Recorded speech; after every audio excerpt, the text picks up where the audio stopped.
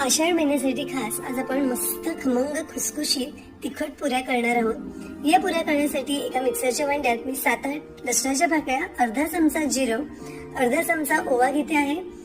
आता यातच मी 4 लाईट कलरच्या म्हणजेच थोड्या कमी तिखट असलेल्या हिरव्या मिरच्या घालते। तुमच्या आवडीनुसार तुम्ही तिखटाचं प्रमाण कमी जास्त करा।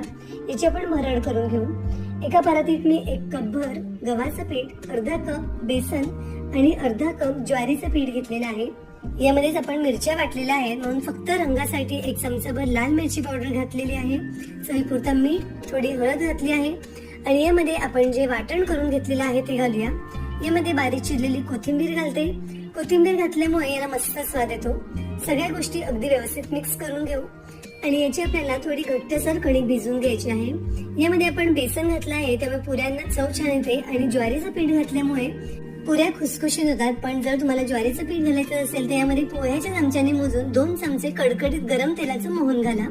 तर इथे मी अशी थोडी घट्टसर कणिक भिजवून घेतली आहे। कणिक 10 मिनिटांसाठी झाकून ठेवते म्हणजे कणिक छान मुरेल। 10 मिनिट झाकून ठेवल्यावर कणिक अगदी व्यवस्थित मुरली असेल। आता याचा मी थोडा मोठ्या आकाराचा गोळा काढून घेते। याची थोडी मोठी आणि जाडसर आपण पोळी लाटून घेऊया। मी याची थोडी मोठी पोळी लाटून पुऱ्या कट करून घेणार आहे, पण त्याऐवजी तुम्ही एक पुरी लाटून घेऊ शकता। वरून थोडे तेल घालते म्हणजे पुरी मस्त खमंग होते आणि चवीलाही छान लागते।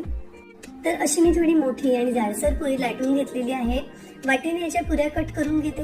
असं केल्यामुळे सगळ्या पुऱ्या सारख्या आकाराच्या होतात। आता हे जे एक्स्ट्रा पीठ आहे ते काढून पुरीच्या पिठामध्ये मिक्स करते। तर सगळे इतपत जाडसर या पुऱ्या आहेत। आता आपण पुऱ्या तळायला घेऊया।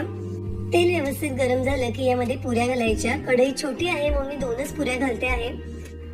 पुऱ्या तळताना गॅसची फ्लेम मीडियम ठेवायची।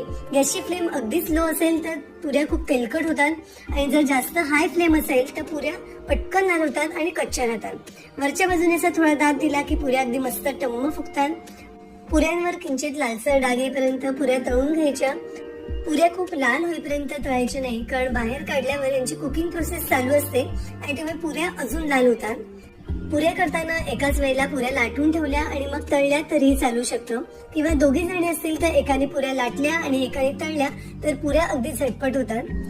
तर इथे आपल्या 4ही पुऱ्या तळून झालेल्या आहेत। पुऱ्या बघूनच खायची इच्छा होते ना। पुऱ्या चवीला खूप छान लागतात, खुसखुशीत होतात। व्हिडिओ कसा वाटला हे कमेंट मध्ये नक्की सांगा। आवडला असेल तर लाईक करा आणि अशा छान छान रेसिपीसाठी फॉलोही करा।